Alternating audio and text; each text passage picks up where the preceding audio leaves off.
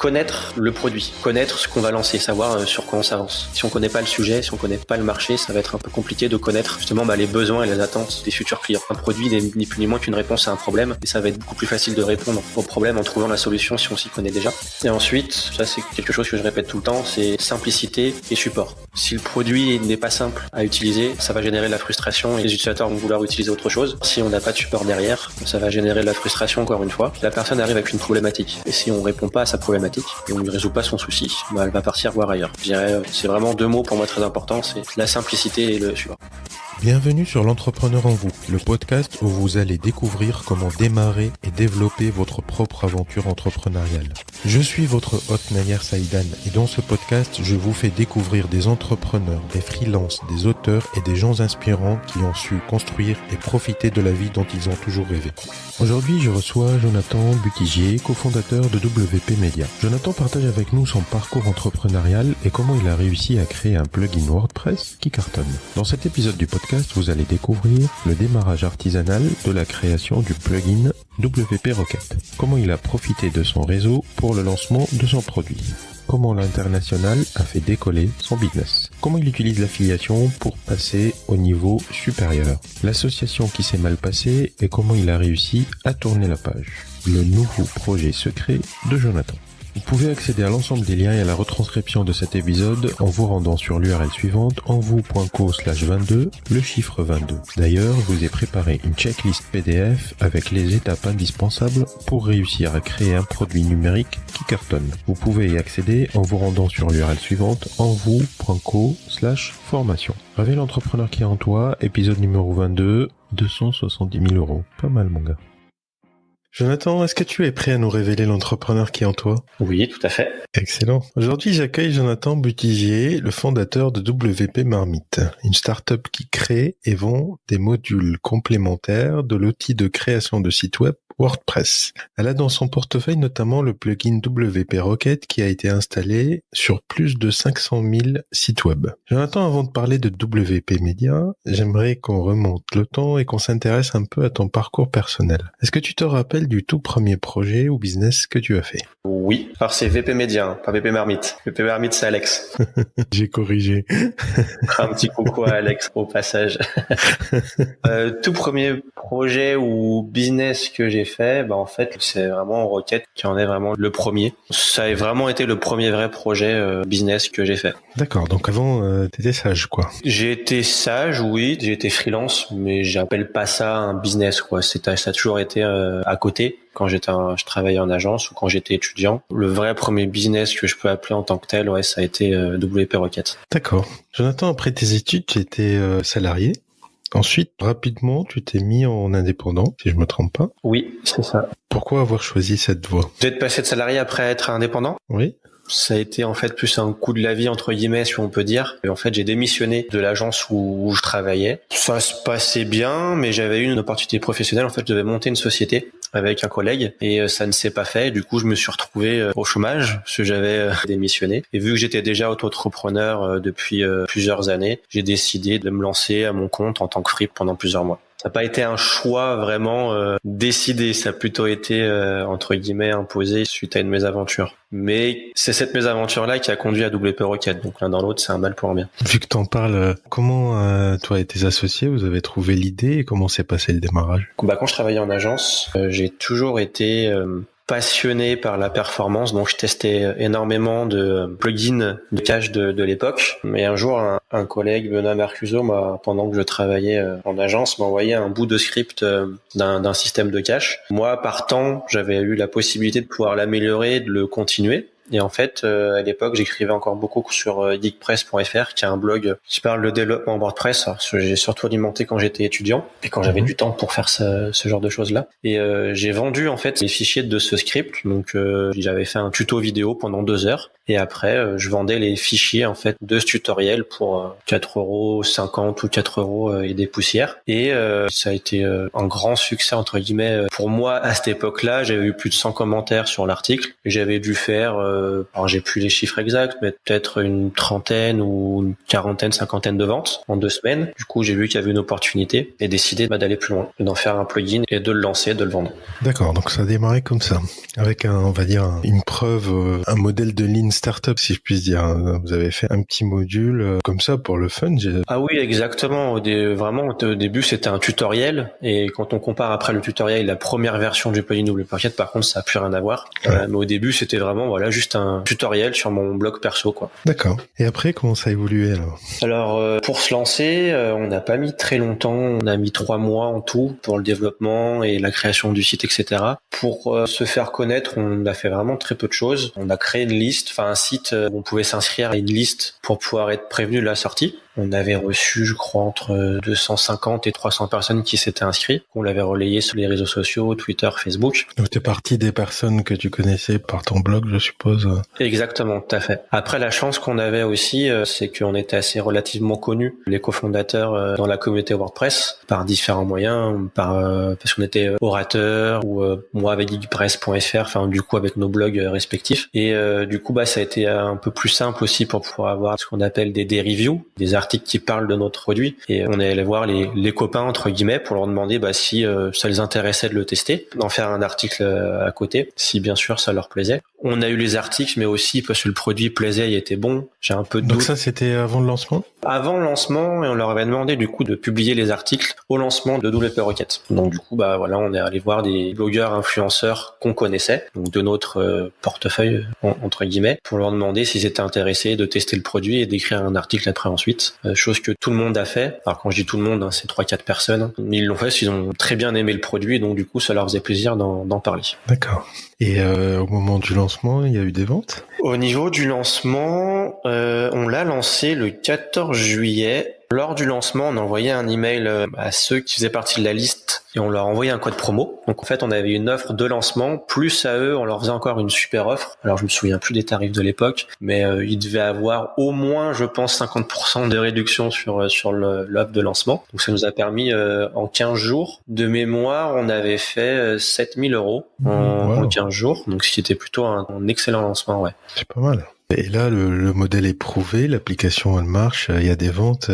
Comment on passe ça à la vitesse supérieure ? Est-ce qu'on continue comme ça à faire un truc artisanal, ou est-ce qu'on décide de recruter ? Alors ça n'a pas été facile au départ, parce qu'on a vraiment, pour qu'on puisse se verser un salaire, ça a pris plus d'1 an et demi, même voire plus. On s'est lancé donc en juillet 2013, et en avril 2014, on avait fait 4 400 €. Donc 4 400 € à 3, on se verse même pas un SMIC, quoi. On se verse rien du tout une fois qu'on enlève la TVA, etc. Vraiment, ça a commencé à monter quand on s'est lancé à l'international. D'accord. C'est vraiment ce qui a fait la différence. Après, pour en revenir à ta question, de l'artisanal, au début tout était artisanal, soit très bien le site que le plugin. On a fait des erreurs, alors surtout sur le site, beaucoup moins sur le plugin, mais qu'on a traîné des années et des années. Par exemple, la boutique était on avait le site wp-rocket.me, et la boutique, toute la partie vente, sur support.wp-rocket.me. Donc ça nous a beaucoup pénalisé pour tout ce qui était tracking, et la migration sur le nom de domaine principal avait pris pas mal de temps aussi. Donc oui, beaucoup de choses artisanales, et puis après plus ça grossit, et puis au d'un moment on se dit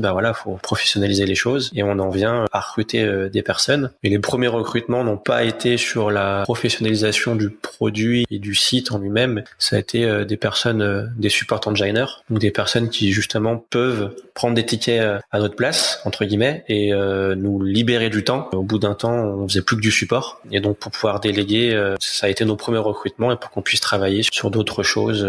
Au niveau du plugin en soi, on a plutôt fait les choses bien dès le départ, versionning, genre de choses-là. C'est plus sur le site qui a vraiment été artisanal, et qu'il est encore sur une certaine forme encore à ce jour. Ok. Tu parlais du lancement international qui a fait vraiment bondir votre business. Comment vous avez attaqué le marché international ? Parce que on sait qu'il y a beaucoup de concurrents, je suppose, sur le marché.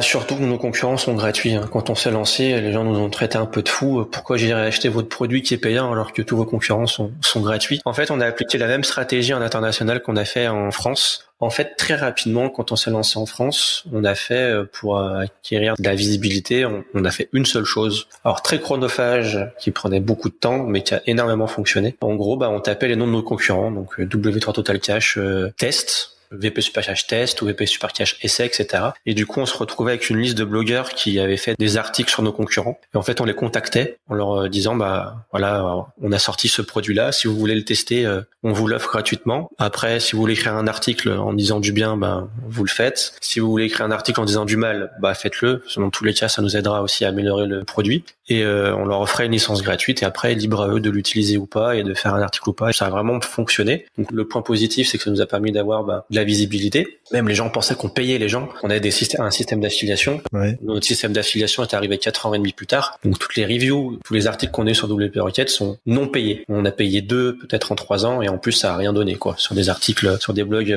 anglophones. Et du coup, on a appliqué exactement la même stratégie à l'international. Et le premier article, le jour où justement on a sorti le site en version anglaise, on a eu la chance d'avoir un article sur WP Taverne. Donc on l'avait contacté avant en amont et elle nous a écrit un article. WP Taverne, c'est un blog, c'est l'un des plus gros blogs internationaux sur WordPress et c'est la propriété de Matt Mullenweg qui est le créateur de WordPress, ni plus ni moins. Donc c'est un site à fort trafic et du coup ça nous a donné énormément de visibilité et ce qui nous a permis par la suite aussi d'être connus par d'autres influenceurs WordPress internationaux et de continuer cette stratégie-là. Donc on l'a vraiment appliqué énormément au départ. Après c'est quelque chose de très chronophage donc on l'a stoppé et c'est vraiment l'unique stratégie marketing entre guillemets si on peut appeler ça stratégie marketing qu'on a appliqué pendant de nombreuses années. D'accord, excellent. Et j'ai oublié l'avantage aussi, c'est niveau SEO. Parce que du coup, on a des liens vers des sites qui sont trustable, si on pourrait dire. Et donc, du coup, ça améliore en même temps le référencement du site. Donc, c'est gagnant-gagnant dans les deux sens. Mmh.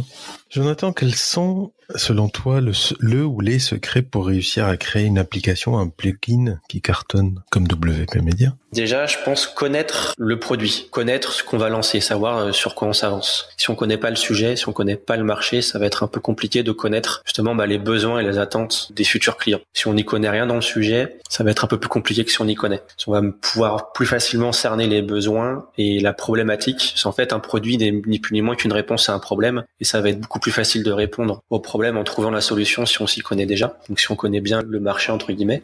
Et ensuite, ça c'est quelque chose que je répète tout le temps, c'est simplicité et support. Si le produit n'est pas simple à utiliser, ça va générer de la frustration et les utilisateurs vont vouloir utiliser autre chose. Si vous avez 100 fonctionnalités sur votre produit et que les clients, les utilisateurs peuvent en utiliser uniquement 10, ça va générer la frustration. À l'inverse, on peut en avoir 10, mais s'ils en utilisent 9, ça va générer moins de frustration puisqu'ils vont avoir l'impression de mieux appréhender et gérer le produit. Ils vont aussi être plus patients d'attendre que votre produit grandisse un peu plus et propose des fonctionnalités que vous n'avez pas. Donc la simplicité avant tout. Et aussi après le support. Le support, si on n'a pas de support derrière, ça va générer de la frustration encore une fois. Et si le support, la personne arrive avec une problématique, et si on répond pas à sa problématique, on lui résout pas son souci, elle va partir voir ailleurs. Donc je dirais, c'est vraiment 2 mots pour moi très importants, c'est la simplicité et le support. Ça fait déjà, si on a un produit simple et qu'on peut proposer un support rapide et de qualité, parce que la rapidité ne fait pas tout, faut aussi que ce soit de qualité, ça fait déjà pas mal de choses. Parfait. Et après ce lancement, alors avec WP Rocket, le chiffre d'affaires commence à monter. Est-ce que vous vous concentrez là-dessus ou est-ce que vous décidez de lancer autre chose?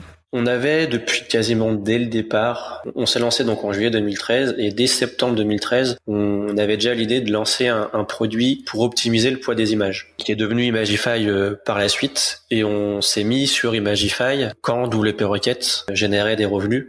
En fait, on a pu recruter donc Sébastien et c'est grâce au recrutement de Sébastien qu'on a pu développer Imagify. Donc en fait, on s'est servi des ressources financières de WP Rocket pour créer ce nouveau projet-là. D'accord. Chose qu'on ne pouvait pas faire tant qu'on ne pouvait pas recruter. Donc dès qu'on a pu recruter, on l'a fait. Aussi à savoir, vu qu'on s'est pas versé de salaire pendant 1 an et demi, avant 1 an et demi après le lancement, on a fait aussi pas mal d'économies, d'argent qu'on avait de côté, ce qui fait que en 9 mois, de mémoire c'était en 2014, ça commence à dater, de décembre 2014 à décembre 2015, on a recruté 8 ou 9 personnes. On savait qu'on avait l'argent de côté et donc du coup qu'on pouvait se permettre de recruter plusieurs personnes. Donc on a décidé en fait de créer Magify grâce aux revenus de WP Rocket qui étaient plus importants. Donc on a réinvesti en fait pendant très longtemps, on a beaucoup réinvesti les bénéfices qu'on faisait, que ce soit en recrutement ou en R&D de nouveaux projets. D'accord. Et ce deuxième projet a connu un succès comparable aussi? Pas comparable au niveau du chiffre d'affaires, Ouais. mais comparable. Alors, on peut pas vraiment comparer Imagify et WP Rocket, même ne serait-ce qu'en termes de notoriété, mais par rapport au temps qu'on passe sur Imagify, le produit est ultra rentable. On fait pas du tout le même chiffre d'affaires. WP Rocket, c'est 85% du chiffre d'affaires de WP Media. Mais pour si on compare WP Rocket qui fait 2,6 millions de chiffre d'affaires, pour 2018, on est 15 ou 16 personnes, alors qu'Imagify va faire 600 000 €, une personne dessus à plein temps. D'accord. On va 2 personnes, parce qu'on a une personne aussi au support. Donc c'est pas du tout le même chiffre d'affaires, mais on a aussi une rentabilité qui est très forte, puisque du coup on n'a pas beaucoup de personnes sur ce projet-là. Je suppose que WP Rocket aussi, la rentabilité est importante parce que côté développement, vous avez plus grand chose à faire, je suppose. C'est plus du support, quoi, c'est ça? Ah si, niveau développement, on a beaucoup de choses à faire. Justement, maintenant, on a 2 développeurs. On recrute même actuellement un 3e développeur pour aller plus vite, que ce soit en termes de bugs fixes ou même en termes de nouvelles fonctionnalités. Il y a beaucoup de choses à faire sur... Mais je veux dire, le gros des ressources, c'est du support. C'est bien ça? Oui. Ah oui, on est bientôt 10 au support. Ouais. Alors qu'on va avoir 3 développeurs, une marketing manager, une affiliate manager. Donc oui, l'équipe de support est la grosse partie de la masse de Rocket, ouais. D'accord. Jonathan, une petite question qui va peut-être te paraître bizarre. Si tu devais repartir de zéro aujourd'hui, quelles sont les étapes que tu suivrais pour réussir ou pour reproduire la réussite de WP Media? C'est une question simple et compliquée à la fois. Simple dans le sens où je dirais que je referais exactement la même chose puisque ça a fonctionné. Ouais. Puisque ça a fonctionné, pourquoi changer quelque chose qui fonctionne? Et compliqué à la fois parce que forcément on n'avait pas les mêmes connaissances et compétences à l'époque. Et donc il y aurait aussi des choses qu'on referait. Alors pas qu'on referait pas, mais plutôt qu'on ferait en plus. Mais si je devrais y répondre, j'y répondrais de la même façon, c'est-à-dire je referais exactement la même chose. La seule chose à la rigueur que je changerais, c'est d'être à l'international dès le début. Oui. Ça avait été, comme disent les Anglais, un game changer pour vous. Exactement. Mais c'est aussi contradictoire parce que je suis sur un nouveau projet et ce nouveau projet sera uniquement en français. Ah, tu vas nous en parler alors. C'est quoi ce nouveau projet? C'est un projet d'hébergement WordPress. Alors ça sera indépendant de WP Media. On va créer une autre société si on s'associe avec une autre société pour faire ce projet-là avec un hébergeur. D'accord. Ce n'est pas hébergeur qui veut, on s'invente pas hébergeur du jour au lendemain.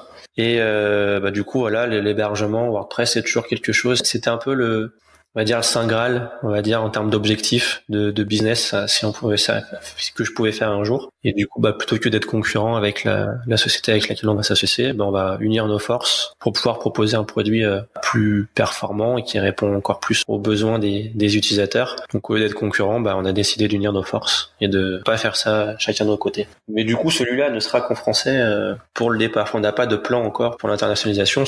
Pour le moment, on estime que il y a pas mal de choses à faire déjà sur le marché français, donc après à voir sur le marché international. Ça sera quoi les spécificités de ce nouveau hébergement? Ou est-ce que tu ne peux pas nous en parler pour l'instant?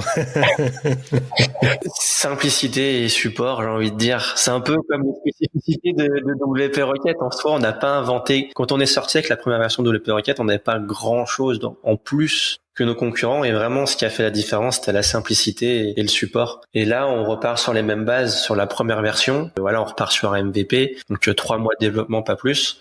On a fait des erreurs en développant des produits de 18 mois et qui n'ont pas eu de succès derrière. Et on n'aura pas vraiment trop de différence par rapport à la concurrence lors de la sortie de la version 1, mais déjà la différence se fera au niveau de la simplicité et de notre support. Après, la différence au niveau des fonctionnalités se fera après sur le reste de l'année, mais sur la V1, il n'y aura pas grand-chose en termes de fonctionnalités pures de différent qui peut exister actuellement sur le marché. D'accord. Ok. Écoute, tu nous en diras un peu plus quand ça sera lancé. C'est prévu en 2019? Oui. Le plus tôt possible, mais 2019. D'accord. Jonathan, où est-ce que vous en êtes aujourd'hui avec WP Media en termes de chiffres? On a fini 2018 en faisant 2 650 000 euros de chiffre d'affaires, donc ça comprend et Rocket et Imagify. Rocket, c'est 85% de chiffre d'affaires. D'accord. Vous êtes une équipe de combien de personnes? 19 et bientôt un peu plus. On recrute encore 2 personnes. Aussi un nouvel offre qui va sortir. On est une vingtaine, on va être une vingtaine. Et là, depuis 6 mois, en fait, on a vraiment une grosse croissance. On reprend entre guillemets la croissance qu'on avait aux précédentes années. On a l'année 2018, les 6 premiers mois ont pas bien démarré. En gros, on faisait le même chiffre d'affaires que 2017. Par exemple, en février 2018, on a fait 0,7% de chiffre d'affaires en plus que février 2017. Et ensuite, pour nous, ce qui a vraiment changé, c'est l'affiliation. Ça a pris un peu de temps pour prendre, mais une fois que ça a pris la sauce, ça l'a très bien pris. Et à titre d'exemple, janvier, pour WP Rocket, on l'a mis, pas pour Imagify. En janvier 2018, on a fait 167 000 euros de chiffre d'affaires. Et cette année, on était à plus de 270 000. Wow. Donc on a vraiment une très très très très grosse croissance qui vient uniquement vraiment de l'affiliation. Donc on a fait un plus 70% par rapport à l'année dernière. Et c'est une croissance qu'on avait les précédentes années, mais qu'on avait perdu le premier semestre de 2018. Et là, février, ça va être la même chose. On a pour objectif d'être à 350 000 au mois de mars. On utilise des OKR, ça parlera peut-être à certaines personnes. L'objectif de OKR, c'est de faire 70% de l'objectif. Et l'objectif est de faire 270 000. Mais ça se trouve qu'on va même faire l'objectif du 100% au mois de mars. Au mois de mars, normalement, on devrait arriver entre 320 et 330 000. Alors, on a vraiment une très très forte croissance actuellement au niveau du chiffre d'affaires. C'est excellent. Ça s'explique aussi par une modification de la tarification. On a modifié nos tarifs depuis le 21 janvier. Vous avez augmenté vos tarifs, tu veux dire? On a augmenté nos tarifs, ouais, tout à fait. Là, on est en phase de test et on va la terminer lundi. Et donc, du coup, ça fonctionne plutôt bien. Cette année, on va avoir vraiment, normalement, on devrait avoir une énorme croissance due à l'affiliation. C'est un peu comme exponentiel. Et la modification des tarifs devrait aussi nous aider pas mal. Ça a été un tournant important, cette affiliation, la mise en place de l'affiliation. Oui, ouais, énormément. Vous pensez y aller dès le début ou? En fait, au départ, on n'était vraiment pas friand de l'affiliation pour une seule raison. Et c'est d'ailleurs ce qu'on avait expliqué sur notre blog, pourquoi régulièrement on nous demandait si on avait un système d'affiliation. Et en fait, vu que les reviews et les essais, les tests fonctionnaient énormément, on voulait pas que les gens qui trouvent par Google un article sur nous se posent la question, est-ce que cet article est réalisé parce que le produit est vraiment bon ou parce que la personne est payée pour parler de cet article-là, de ce produit-là. Et c'est pour ça que pendant 4 ans et demi, on n'avait pas de système d'affiliation parce que on n'était pas très friand de l'image que ça pouvait retourner, en fait. Et justement, l'année dernière, il fallait trouver des nouvelles possibilités d'acquisition de nouveaux clients. Et l'affiliation faisait partie de l'une de ces solutions. Et après, on s'est dit quand même, au bout de 4 ans et demi, notre notoriété est là. Les gens connaissent le produit, les gens nous connaissent, notre réputation d'être entre guillemets plus à faire. Donc c'est peut-être le bon moment maintenant de lancer l'affiliation et de plus avoir trop de crainte par rapport à l'image qu'on peut renvoyer. Et au final, ça a été un très bon choix. D'accord, excellent. Jonathan, tu parlais, vous êtes une équipe d'une vingtaine de personnes. Et la spécificité de WP Media, c'est que vous n'êtes pas localisé à un même endroit. Donc, chacun des employés de WP Media travaille là où il veut, comme il veut. Tout à fait. Enfin, comme il veut. Il a des tâches à faire, mais il travaille de là où il veut. Est-ce que tu peux nous en parler un peu plus, cette organisation? Comment vous la gérez au jour le jour? Est-ce que c'est compliqué? Est-ce que vous avez trouvé une organisation qui marche pour ça? Quels sont les outils que vous utilisez? C'est compliqué. Ça a ses avantages et ses inconvénients à la fois. En termes d'organisation, c'est compliqué à cause des time zones. Pas forcément à cause des cultures, etc., mais vraiment à cause des time zones. Quand une personne termine, l'autre va commencer. Ça arrive pour certains cas. Donc déjà, pour trouver ne serait-ce que des créneaux pour s'appeler, forcément, c'est des créneaux qui ne conviennent pas à tout le monde. Pendant un peu plus de 2 ans, on a eu une chef opérationnelle de l'organisation, donc Émilie, qui nous a quittés au mois de juillet dernier. Et en fait, on l'avait recruté justement pour plus on grossissait et plus on voyait que niveau organisation, c'était chaotique. Et justement, elle nous a mis en place tout un système d'organisation, que ce soit pour gérer la planification des tâches du quotidien, une nouvelle page sur le site, une nouvelle documentation à faire sur la doc, mais aussi la gestion des congés. Au départ, les congés, on n'avait aucun outil pour gérer tout ça. Et la gestion, on utilise Bamboo HR pour la gestion des congés. Donc ça permet de savoir, si on a 2 supportants de Joiner absents le même jour, si un troisième demande des vacances ce jour-là, on pourra pas accepter parce que sinon on aura 30% de support qui sera pas là le même jour. Et du coup, ça va générer beaucoup de tickets pour le reste de l'équipe. Donc déjà, on utilise pas mal d'outils en fait pour tout ce qui est organisationnel. Donc Bamboo HR pour la gestion des congés, Wrike pour la gestion des tâches. C'est une sorte de Trello. C'est un peu insulté le Wrike de juste l'assimiler à Trello. Il a l'une des fonctionnalités de Trello, c'est de faire des boards avec des gestions tiers, mais ça gère beaucoup plus que ça. Ça fait aussi des diagrammes de Gantt. Enfin, c'est vraiment un outil très complet sur la gestion de projet. Donc du coup, on utilise ça pour définir des tâches, les traquer en termes de temps, organiser tout ça. Et après, surtout, on a recruté des gens responsables d'organiser des choses. Donc on avait recruté Émilie à l'époque pour toute la partie organisationnelle, et Émilie faisait un peu tout. Elle organisait le planning du marketing, le planning du support, le planning des devs. Et ensuite, on a décidé de créer des équipes. Et dans chacune des équipes, avoir des personnes responsables, et ces responsables-là gèrent les plannings. Par exemple, on a une responsable marketing depuis le mois de novembre qui est en charge de gérer toute la planification et toute l'organisation de la partie marketing. Une affiliate manager. Si notre système d'affiliation fonctionne aussi très bien, c'est parce qu'on a une personne qui travaille à plein temps et qui fait que ça. On a une personne responsable du support et on a un product manager qui va s'occuper de toute l'organisation, des nouvelles fonctionnalités, des documentations à mettre à jour, etc. Donc maintenant, en fait, on a des personnes, des managers dans chacun des postes clés, des départements clés, voilà, c'est le mot que je cherchais, des départements clés, donc marketing, affiliation, produits, support, qui s'organisent entre eux avec les différents outils qu'on a. On a aussi un blog, un intranet, où on poste nos rapports, mon rapport mensuel, s'il y a des news pour tenir au courant toute l'équipe, on a tout ça. Et on fait aussi des one-to-one, des face-à-face régulièrement avec l'ensemble des teammates. Ça permet aussi de garder le contact et de savoir s'il y a des choses qui se passent bien, qui se passent mal, etc. Et de collecter des feedbacks et de faire tout ça. On utilise un outil qui s'appelle... je pense pas retrouver le nom. Ah si, Office Vibe. C'est un outil qui permet de donner une note sur la société et sur différents points, sur si les gens se sentent bien, si les gens sont fatigués, si les gens ont l'impression de monter en compétences. Enfin, ça permet de donner des notes en fait sur plusieurs problématiques et savoir un petit peu la santé des teammates au sein de l'entreprise et qu'est-ce qui pourrait être amélioré. La communication en interne, la communication entre les teammates, l'apprentissage de nouvelles choses pour les teammates. Donc ça nous permet de récupérer des feedbacks et de savoir un petit peu de la santé des collaborateurs. D'accord. Vous vous inspirez de sociétés, de d'autres startups pour toute cette organisation-là? Alors pour l'organisation, je pourrais pas te dire, c'est pas moi qui l'ai mis en place, c'était Émilie à l'époque. Et Émilie, oui, certainement, c'est très inspiré d'autres entreprises. Mais d'un point de vue général, sur tout ce qui est la philosophie de l'entreprise et la transparence de l'entreprise, on s'est énormément inspiré d'entreprises américaines comme Buffer, par exemple. J'en étais allé vivre 3 mois aux États-Unis, à San Francisco, en 2014 pour un peu s'imprégner de la culture américaine et comment ils pensent une entreprise, comment ils gèrent les entreprises, les startups surtout. On s'est beaucoup inspiré de ce qui se fait aux États-Unis. D'accord. Donc quand tu dis transparence, c'est dans quel sens? Alors la transparence, c'est assez vague en soi, hein. Mais chez nous, la transparence, elle va être, par exemple, notre grille de salaire est disponible sur Internet. Tu tapes WP Rocket Salary Grid, tu tomberas sur un fichier, un spreadsheet où tu verras les salaires de toute l'équipe.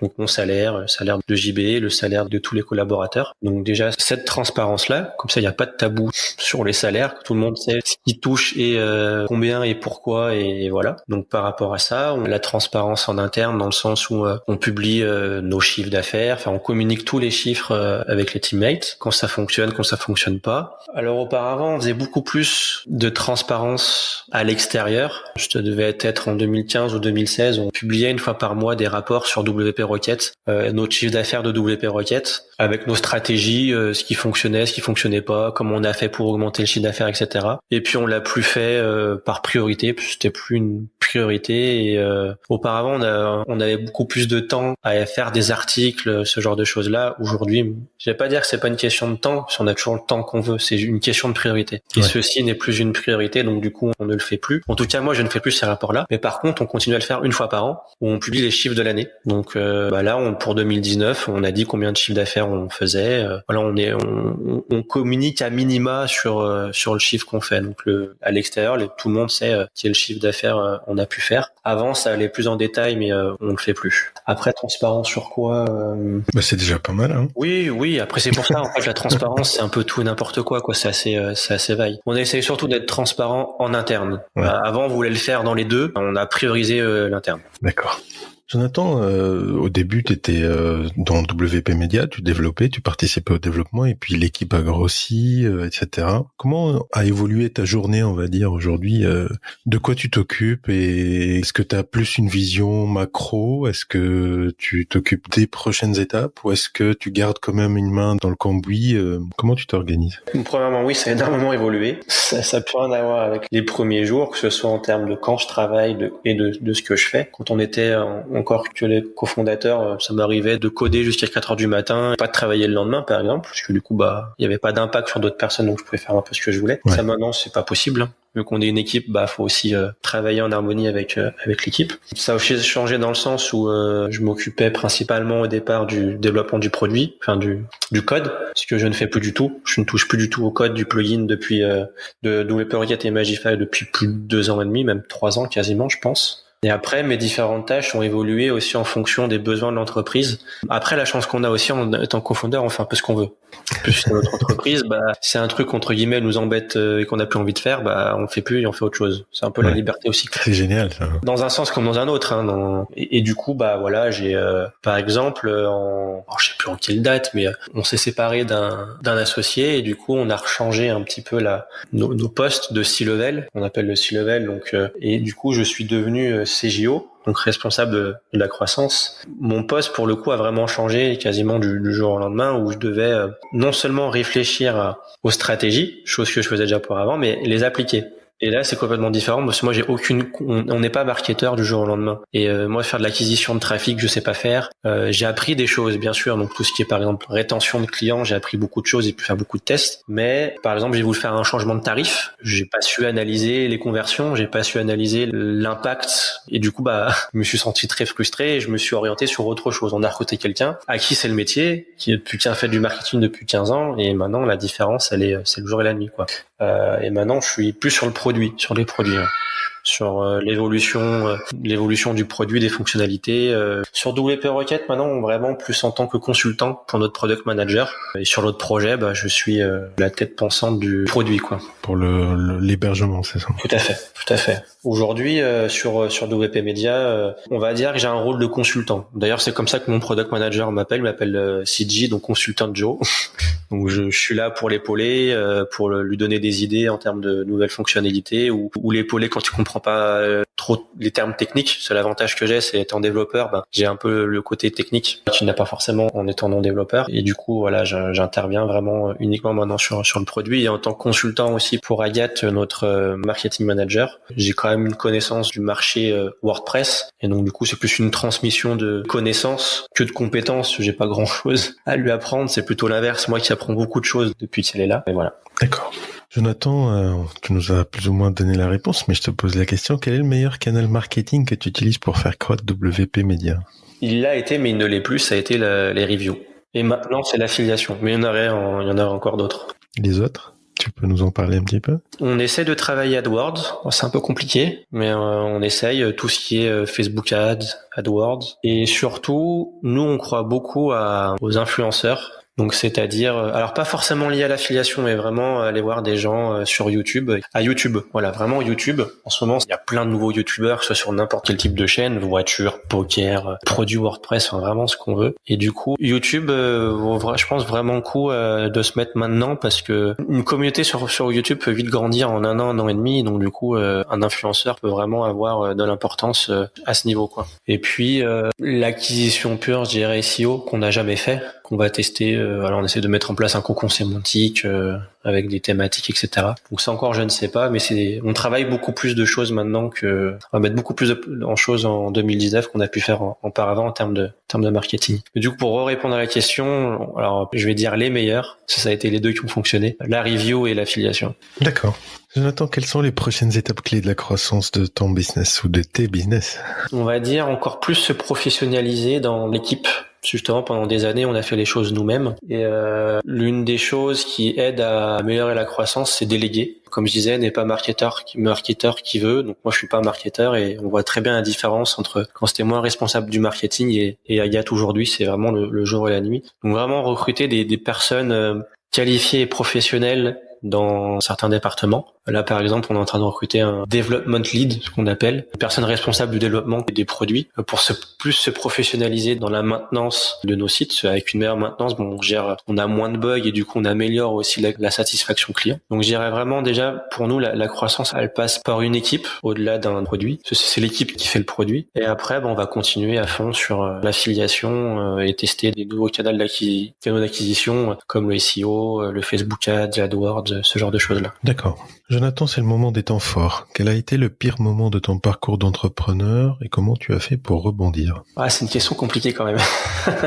C'est une question très compliquée. Parce que les pires sont aussi des bonnes choses dans le sens où on apprend. Donc, quel a été le pire la pire chose qui est arrivée sur WP Media? On va dire puis ça va être cru, mais de s'être associé à une mauvaise personne dès le départ. C'est la chose qui a eu, pour moi, le plus d'impact sur l'entreprise. Si on a vraiment vu la différence quand on s'est séparé d'un associé, ça a été le jour et la nuit en termes de plein de choses, pour plusieurs raisons. Donc en fait, vous y étiez 3 et vous êtes repassé à 2, c'est ça? On est repassé exactement. Ça a été le jour et la nuit pour plusieurs raisons. Déjà la première en termes d'ambiance. L'ambiance était de plus en plus pourrie. C'était pas invivable parce que en même temps on est en télétravail donc on se voit pas en face à face. Mais ça crée aussi des tensions au sein de l'équipe. Enfin, l'équipe ressent les choses. Les gens sont pas bêtes. Et puis du coup on a fait des choix qui étaient pas bons suite à cette association-là en fait. On a sorti un produit qu'on n'aurait jamais dû sortir, qui est sorti parce qu'on s'était associé à cette personne-là. Donc pour moi la pire chose qui est arrivée c'est d'avoir fait une mauvaise association dès le départ. C'est ce qui a eu le plus d'impact en fait chez WP Media. Après on a fait des erreurs comme par exemple une des pires choses entre guillemets qu'on a fait c'est mal gérer la boutique dès le départ, mais c'est des choses qui ont été réglées, qui n'ont pas eu le même impact. Donc vraiment c'est un peu cru mais c'est la seule chose que je vois en fait et qui a eu un impact significatif sur l'entreprise en elle-même. Comment on répare les pots cassés justement après s'être séparé d'un associé auprès de l'équipe? Comment on ressoude l'équipe? Comment on repart sur des bonnes bases? Alors l'avantage qu'on a entre guillemets dans cette histoire-là, c'est que l'équipe était un peu dissociée de cette histoire-là. C'est que l'intégralité de notre équipe est sur WP Rocket. Donc du coup, l'équipe qui était sur le projet ou notre associé était composée de lui et d'une autre personne. Donc ça n'a pas eu le même impact que si ça avait été l'ensemble de l'entreprise. Après, comment on répare entre guillemets les pots cassés, c'est d'essayer d'être transparent avec l'équipe. Alors chose qu'on a essayé de faire, mais qu'on a échoué. Dans le sens où on a prévenu nos teammates, on a fait un article, on a fait une vidéo avec la personne en question et au final en fait on n'avait pas trop donné de raison autre que dire on n'a pas la même philosophie et on arrive à un moment où vu qu'on pense pas les mêmes choses, ça fonctionne plus. On n'avait pas voulu descendre la personne, il n'y avait pas de raison, mais au final ça a été un mal parce alors je sais plus quand après, mais quelques temps après en fait ça a commencé à se poser des questions au sein de l'équipe, savoir s'il n'y avait pas eu des choses cachées, genre de choses là quoi. Et comme un teammate nous l'a dit, et son retour est tout à fait, je suis tout à fait d'accord, c'est que c'est pas des enfants et on peut leur parler comme à des adultes. Et c'est vrai qu'il a tout à fait raison par rapport à ça. Donc on revient à la transparence en fait, c'est ça. Exactement, tout à fait, exactement. On a voulu l'être. On a essayé de, entre guillemets, les protéger pour pas non plus, ça sert à rien de dégommer une personne par derrière. Au final, ça a été plus un mal qu'un bien. La transparence est très difficile à jauger. De toute façon, c'est très très compliqué. Et contrario, quel a été le plus beau moment? Il y en a tellement. Quand t'as regardé ton chiffre d'affaires du mois de janvier, peut-être, non? Non, je pense que l'un des meilleurs moments, déjà, c'est le moment où on a signé les papiers pour l'entreprise. Je pense que pour moi, ça a été l'un des moments les plus marquants. Et les recrutements. Mais les meilleurs moments sont pas au niveau du chiffre d'affaires. Les meilleurs moments sont vraiment au niveau d'événements dans l'entreprise. Donc déjà, le plus marquant, c'est le jour où on a signé les papiers d'entreprise. Je me souviendrai toujours quand on a recruté la première personne. J'ai pas de moment préféré, mais c'est plutôt ces moments-là. D'accord. Vraiment pas lié au chiffre d'affaires. Oui, c'est la relation humaine, quoi. Exactement, tout à fait. Jonathan, c'est le moment de l'interview top 5. Le livre que tu recommandes? C'est pareil, il y en a plein. Il y en a plein, mais vraiment celui qui a eu le plus d'influence sur moi et mon quotidien, c'est, alors je sais pas si c'est le titre exact, mais c'est j'ai pas le titre en tête. C'est de Dale Carnegie. C'est Comment se faire des comment amis? se débarrasser des soucis et du stress. C'est un truc comme ça. Parce que je suis quelqu'un de très stressé à la base et ça m'a vraiment aidé à prendre du recul et à ne plus être stressé pour le travail, par exemple. Avant, j'étais très stressé par rapport au travail, par rapport à ce que l'impact du travail, par exemple, la boîte cool, avant pouvait avoir beaucoup d'impact sur moi. Et ce livre-là m'a vraiment aidé. Donc c'est comment se débarrasser des soucis ou du stress. Enfin, c'est de Dale Carnegie. D'accord. Je mettrai le lien dans l'article. Ouais. Entrepreneur que tu suis ou dont t'es fan? Je suis pas quelqu'un qui est fan de gens. J'ai pas de film préféré, j'ai pas de musique préférée, j'ai pas de footballeur préféré. J'ai juste une équipe préférée qui est Lyon parce que je suis né à Lyon. Mais un entrepreneur préféré, on va dire, il y en a un que je suis entre guillemets plus que d'autres, c'est Sayed Bakli. Donc c'est le fondateur de de plusieurs produits, d'OptiMonster, VP Beginner, List25, VP Forms, mais il est surtout plus connu par rapport à OptiMonster. C'est un outil de marketing pour faire des pop-ins, captation d'emails, ce genre de choses-là. D'accord. Ton outil en ligne préféré? C'est compliqué ça. Tu en utilises tellement, hein. Ouf. Puis c'est surtout que ça change en fait. c'est surtout ça. Préféré. On va dire Slack pour la communication en interne. Enfin, la communication avec les gens. Ton premier conseil pour quelqu'un qui aimerait se lancer aujourd'hui? Surpasser sa peur. Je pense qu'aujourd'hui, si la plupart des gens ne se lancent pas, c'est parce qu'ils ont peur ou ne croient pas en leurs compétences. Donc si j'ai un conseil à donner, c'est aller au-delà de cette peur-là. Le meilleur investissement que tu as réalisé pour faire croître ton business, ça pourrait être un investissement en termes de temps, de moyens humains, de moyens financiers, un produit ou un service. Déléguer, recruter des gens professionnels dans le domaine l'humain, recruter des personnes compétentes. Jonathan, merci de nous avoir accordé cette interview. Est-ce que tu pourrais dire à nos auditeurs où est-ce qu'ils peuvent te suivre? Principalement sur Twitter, sur GeekPress.fr et c'est essentiellement ça en fait, sur Twitter. Et WP. Tout à fait. Merci Jonathan, à bientôt. Merci, à bientôt. Merci encore à Jonathan pour nous avoir révélé l'entrepreneur qui est en lui. Je vous rappelle que je vous ai préparé une checklist PDF avec les étapes indispensables pour réussir à créer un produit numérique qui cartonne. Vous pouvez y accéder en vous rendant sur l'URL suivante envou.co/formation. J'espère que vous avez apprécié cet épisode du podcast et je vous dis à très bientôt pour un nouvel épisode de l'entrepreneur en vous.